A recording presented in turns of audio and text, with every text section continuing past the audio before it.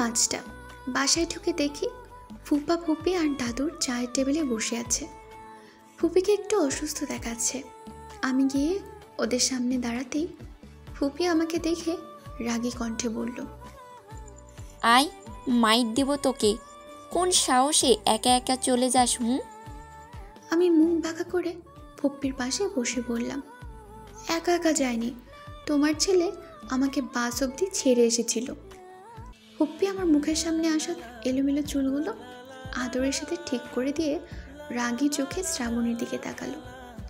শ্রাবণ কপাল ডলতে ডলতে নিজের রুমে যেতে যেতে ক্লান্ত কণ্ঠে বললেন, আম্মু, আমাকে এক মগ ব্ল্যাক কফি বানিয়ে দাও প্লিজ, মাথাটা ছিঁড়ে পড়ছে একদম। ফুপা চায়ের কাপ টেবিলে রেখে বলল, কুলসুমকে বলো করে দিবি। ডক্টর তোমার আম্মুকে হাঁটাচলা করতে নিষেধ করেছে। ফুপার কথা শ্রাবণ কিছুই শুনতে পাননি। ততক্ষণে উনি উপরে চলে গিয়েছেন। আমি ফুপির দিকে তাকিয়ে ফুপির গালে হাত ছুঁয়ে দুঃখী মুখ করে বললাম, ফুপি তোমার কি হয়েছে? ফুপি গল থেকে আমার হাত টেনে নিয়ে চুমু খেয়ে বলল, কিছু না, আমি এখন একদম সুস্থ হয়ে গিয়েছি। তুই আর কখনো এমন পাগলামি করবি না। শ্রাবণ বকলে আমাকে বলবি, প্রয়োজনে আমি ওকেই বাড়ি থেকে বের করে দেব। তুই এমন ভুল আর কখনো করবি না। শ্রাবণকে বলে দিয়েছি, ও আর কখনো বকবে না তোকে। আমি মুখ ফুলিয়ে বললাম, বকবে না ছাই, সবসময় বকে। ফোন কেড়ে নিয়েছে আমার, তুমি এখনই আমার ফোন আমাকে ফেরত দিতে বলো। ফুপ্পি মৃদু হেসে বলল, আচ্ছা বলবো নি, তুই যা হাত মুখ ধুয়ে নি, আমি শ্রাবণকে কফি দেই। ফুপ্পি কিচেনের দিকে গেল আর আমি সোফায় গায়েলি দিয়ে বসলাম। আমার এখন কোথাও যেতে ইচ্ছে করছে না, আমি এখানেই বসে থাকবো। তাই না ফুপ্পা, তাই না দাদু? দাদু কথা বললো না আমার সাথে। বুঝলাম আমি চলে যাওয়া রাগ করেছে। বুড়ো রাগের ধার ধারি নাকি আমি? কখনো না। আমি ডোন্ট কেয়ার ভাব নিয়ে বললাম, হ্যাঁ ও বুড়ো, এদিকে তাকাও। প্লেনে উঠেছে কখনো? আমি উঠেছি। দাদু আমার সাথে কথা বলবে না দেখে চায়ের কাপ হাত নিয়ে চলে গেল। ফুপা মৃদু হেসে বলল, বাবা প্রচুর রাগ করেছে তোমার উপর মা। আমি এক লাফে বসা থেকে দাঁড়িয়ে গড়গড় করে বললাম, এই তুমি আবার আমাকে মা বলছো? শোনো, আমি তোমার মা নই। তোমার এই বুড়ো বাবাকে আমি বিয়ে করব না, বুঝলে? তবে তোমার আরেকটা বাবা আছে না, শ্রাবণ না কি যেন নাম, হেভি ফর্সা আর হ্যান্ডসাম, আমি তাকে বিয়ে করব। তুমিই এখন থেকে আমাকে বৌমা বলে ডাক, ওকে? ভালো দেখি বৌমা। ফুপা হু হা করে হাসতে হাসতে ফুপিকে বলল, সাইরা শুনে যাও, জুই কি বলছে? ও নাকি শ্রাবণকে বিয়ে করবে। কাজে ডাকো সাইরা, এমন মেয়েকে আমি পুত্রবধূ হিসেবে হাতছাড়া করতে চাই না। ফুপার কথা শুনে তো আমার চোখ মুখ উজ্জ্বল হয়ে উঠল। যাক বাবা, বরের বাবা তো রাজি, এখন শুধু বর রাজি হলেই বিয়ে। কিন্তু এই বজ্জাত বরটা কি তার ছোঁয়া পেয়াকে রেখে আমাকে বিয়ে করতে রাজি হবে? আমি যে কালো, কথাটা ভাবতে আমার মন খারাপ হয়ে গেল। ওদিকে ফুফার কথা শুনে ফুপি কিচেন থেকে ব্যস্ত কণ্ঠে বললেন, জয়, মজা পরে করবি, আগে ফ্রেশ হয়ে আয়। আমি নাস্তা বানাচ্ছি। তৌসিরা সাদে আছে, কুলসুমকে একটু ডেকে দে না মা। নাস্তার কথা শুনেই আমার ক্ষুধা পেল। আসলে আমি প্রচুর খাই, সারাদিন অনেক হইচই করি আর লাফালাফি করি, তাই মনে হয় ঘন ঘন ক্ষুধা লাগে। আমি খারাপ মন সাইডে রেখে চটপট মন দিয়ে দ্রুত পায়ে কিচেনে এসে পুপিকে বললাম, কি নাস্তা করেছো, তাড়াতাড়ি দাও। ক্ষুধায় আমার নাড়ি ভুড়ি সব সুইসাইড করেছে। বলতে বলতে আমি বিস্কিটের পট খুলতে লাগলাম। পুপি গরম তেলে পেঁয়াজ কুচি দিয়ে ব্যস্ত কণ্ঠে বলল, হাত না ধুয়ে একদম খাবারে হাত দিবি না, আগে ফ্রেশ হয়ে আয় যা। আমি দুটো ড্রাই কেক নিয়ে খেতে খেতে বললাম, উফ পুপি, আমি এখনই শোয়েল পাভেলদের সাথে খেলতে যাব। মানুষ ফ্রেশ হয়ে খেলতে যায় নাকি খেলে এসে ফ্রেশ হয় বলো তো? পুপি আমাকে ধমক দিয়ে বলল, চুপ, আজকে খেলতে যেতে হবে না। এতটা জার্নি করে এসেছিস, নাস্তা করে রেস্ট নিবি। রুমে যা আর শ্রাবণের কফিটাও নিয়ে যা। ওকে কফি দিয়ে সাদে যাবি। তৌসি আর কুলসুমকে নিচে পাঠিয়ে দিবি যা। আমি কফির মগটা হাতে দিলাম। যাই, কফি দেওয়ার নাম করে ক্রাশের সাথে একটু কথা বলে আসি। বেচারা ক্রাশের মাথা ব্যথা করছে। এই কুটকুটে কালো কফি খেয়ে যদি মাথা ব্যথা ভালো হয় তো হোক। শ্রাবণের রুমে দরজা খোলা আছে। আমি পর্দা ধরে ভেতরে উকিয়ে দিলাম। উনি একটা কালো ট্রাউজার আর সাদা চিকন স্লিভের গেঞ্জি পরে পা দুটো বিছানার নিচে ঝুলিয়ে বালিশ ছাড়া শুয়ে আছেন। এক হাতে নিজের কপাল টিপছেন আর অন্য হাতে ফোন কানে ধরে হেসে হেসে কথা বলছেন। এত দুষ্ট না মেয়েটা, ওকে বাসায় আনতে আনতে আমি পুরো টায়ার্ড হয়ে গিয়েছি।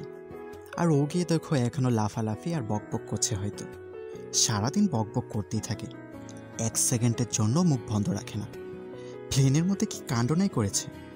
বলে কিনা পাইলটের পাশে বসে প্লেন চালানো শিখবে, উইন্ডো খুলে আকাশের হাওয়া খাবে, তারপর হাত দিয়ে মেঘ ধরবে, তারা টারা পেলে সেগুলো ধরবে। আর সবাইকে কি বলছে জানো? বড় হয়ে আমাকে বিয়ে করবে, ইভেন ওর বয়ফ্রেন্ডেরও বিয়ে করবে। আমার কতগুলো নাম দিয়েছে জানো? ধবল রুগী, সাদা করলা। বলতে বলতে উনি হুহা করে হাসতে লাগলেন। ওপাশ থেকে কি বলছে শুনতে পাচ্ছি না, কিন্তু উনি হাসি থামিয়ে উঠে বসে ভ্রুকুচকে বললেন, আই ইউ জেলাস? রেগে যাচ্ছ কেন? বাচ্চা মেয়ে তো। শ্রাবণ রাগী কণ্ঠে বললেন, shut up Chhoya, don't talk nonsense. তোমার মাথায় কি সবসময় এসবই ঘুরে নাকি? শ্রাবণ বসা থেকে দাঁড়িয়ে রেগে বললেন, লিসেন, ইরাম আমার বেস্ট ফ্রেন্ড। আগেও বলেছি, এখনও বলছি, আমার ফ্রেন্ডদের নিয়ে তুমি মাথা ঘামাবে না। কোনো রাইট নেই তোমার, আমাদের বিয়ে হলেও নয়। For my friends, the whole world is on one side and I on the other. Do you get it? শেষের কথাটা উনি অনেক চেঁচিয়েই বললেন। আমি কেঁপে উঠে দরজার আড়ালে লুকিয়ে পড়লাম। কি হয়েছে কিছুই বুঝতে পারছি না। আগে জানতাম শ্রাবণ শুধু আমার উপরে রেগে যান, এখন তো দেখছি দুনিয়ার সবার উপরেই রেগে যায়, গার্লফ্রেন্ডকেও ছাড়ে না। এত রাগী, বাবা গো বাবা। কয়েক সেকেন্ড পর পরিবেশ ঠান্ডা হলে আবার রুমের ভেতর উকিয়ে দিয়ে দেখি শ্রাবণ রুমের মধ্যে পায়চারি করছেন আর নতুন করে কাউকে কল করছেন। একটু পর ওপাশ থেকে কেউ কল রিসিভ করতে উনি ব্যস্ত কণ্ঠে বললেন, হ্যাঁ ইরাম, হ্যালো, কোথায় তুই? লিসেন, ছোঁয়ার সাথে কথা বলবি না। যতক্ষণ না আমি কথা বলতে বলবো ততক্ষণ ওর সাথে একটা কথাও বলবি না তুই। কিছু না, আমি যেটা বলছি সেটাই করবি। বাসায় আয় না, গাড়ি পাঠাবো। ওকে, কাল আসার সময় সব পেপারস নিয়ে আসিস, একসাথে যাব। বাই দ্য ওয়ে, তোর হালকেও নিয়ে আসিস। ওকে, বাই এন্ড। ওইটা যেন মনে থাকে, ছোঁয়ার সাথে কোনো কথা বলবি না। Ignore her, by. কল কেটে ফোনটা বিছানায় ছুঁড়ে মেরে উনি ড্রেসিং টেবিলের সামনে গিয়ে স্থির হয়ে দাঁড়ালেন। জোরে জোরে দুটো শ্বাস ফেলে বিড়বিড় করে কি যেন বলে গম্ভীর মুখ করে ভেজা আর এলোমেলো চুলগুলো হাত দিয়ে ঠিক করতে লাগলেন। ওনার হাতের পেশি আর চওড়া কাঁধ দেখে আমি একটা শুকনো ঢোক গিললাম। এমন বক্সারদের মতো বডি কেন? কি খায়টা কি? এই কালো কফি খেয়ে এমন সাদা বডি বানিয়েছে নাকি? তাহলে তো আমাকেও খেতে হচ্ছে এই কফিটা। আমিও ওই রকম বডি বানাবো, তারপর দুজনেই বক্সিং খেলবো। যেমন ভাবা তেমন কাজ। এক চুমুকে কফি মুখে নিতেই আমার মুখ করলার মতো তেতো হয়ে গেল। ওয়াক ওয়াক করে আমি গলা ঝাড়া দিয়ে বললাম, এই যে ধবল রুকি, তোমার কালো কফি এনেছি। ছি, কে খায় কি এটা? এর থেকে নর্দমার পানির ভালো টেস্ট মনে হয়। শ্রাবণ পেছনে ঘুরে রাগে চোখে আমার দিকে তাকালেন। চোখ মুখ শক্ত করে আমার দিকে তেড়ে আসতে আসতে বললেন, হোয়াট? Double rookie? এই, তুই আমাকে বারবার ডবল রুকি বলিস কেন? মারবো এখন একটা থাপ্পড়। আমি খিলখিল করে হাসতে হাসতে ঘরে ঢুকে বললাম, মেরে দেখো একবার আমি কি করি। তোমার ওই হাগুমার্কা চুলে আমি আগুন ধরিয়ে দেব। শ্রাবণ টকবকে রাগ নিয়ে তাকালেন আমার দিকে, কিন্তু মারলেন না। হয়তো হুপ্পির ভয়ে আমাকে আর মারবেন না উনি। এবার শালারে আচ্ছা মতো জ্বালানো যাবে। আমি মনে মনে শয়তানি হেসে বললাম, এটা কি জামা পরেছ? ভালো কোনো জামা নেই? আর একটু হলেই তো দেখা যাচ্ছে তোমার। আমার কথা শুনে উনি হকচকিয়ে নিজের বুকের দিকে তাকালেন। অপ্রস্তুত হয়ে আমার হাত থেকে কফির মগ এক প্রকার ছিনিয়ে নিয়ে বললেন, হোয়াট রাবিশ! এই, তুই এখান থেকে যা তো। আমাকে কফি খাওয়াতে এসে আমার মাথাটাই খেয়ে ফেলিস না। চল বের হ রুম থেকে। উনি আমার এক বাহু চেপে ধরে আমাকে দরজার বাইরে রেখে দরজাটা ভেতর থেকে লক করে দিলেন। আমি তেরেক্ষি হয়ে দরজা ধাক্কিয়ে বললাম, এই তুমি আমাকে ঘর থেকে বের করে দিলে, এত বড় সাহস তোমার! আমাকে বের করে দাও, আমি এক্ষুনি ভাইয়ের কাছে চলে যাব। প্লেনে করে না আনলে আর কখনো আসবো না। ভেতরে থেকে কোনো সাউন্ড আসছে না। আমি 2 হাত কোমরে রেখে নিজে নিজে বললাম, একটু কথা বলতে আসলাম আর শালা আমাকে ঘর থেকেই ডিরেক্ট বের করে দিল। এত বড় অপমান! এই শালার ঘরটা আজ ভেঙেই ফেলবো। রেগে আমি দরজায় লাথি দিচ্ছি আর মুখে যা আসছে তাই বলছি। কি আর করব, কথার উপর কন্ট্রোল আনতে পারি না। বলতে না চাইলেও মুখ ফসকে সব বের হয়ে যায়। ঢাকার কয়েকটা জনপ্রিয় গালি দিতেই শ্রাবণের কুকুরটা এসে আমার পেছনে দাঁড়িয়ে ঘেউ ঘেউ করতে লাগলো। আমি পেছনে ঘুরে 2 হাত কোমরে রেখে বললাম, এই কুত্তা, তোর ভাইকে বল দরজা খুলে দিতে, না হলে তোর আর তোর ভাইয়ের নাক আমি ঘুষি দিয়ে মেরে ফেটিয়ে দিব। কুকুরটা আমার ঘেউ ঘেউ করতে লাগলো। হয়তো আমার কথায় কিছুই বোঝেনি। ওহো, আমি তো ভুলেই গিয়েছিলাম এই কুত্তা বাংলা জানে না, আমি আবার ইংলিশ জানি।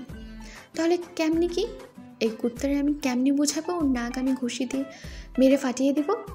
ইশারা করলে বুঝবে, দেখি তো। আমি কুকুরটাকে হাতের ইশারায় ঘুষি মারার মতো করতেই সে রেগে গেল। গলির হন্যে কুকুরদের মতো চেঁচিয়ে উঠে আমাকে তাড়াও করলো। আমি বেচারি মাসুম বাচ্চা, কোনো পথে পালাবো বুঝতে না পেরে পুপি বলে চিৎকার দিয়ে নিচে দৌড়ে চলে গেল।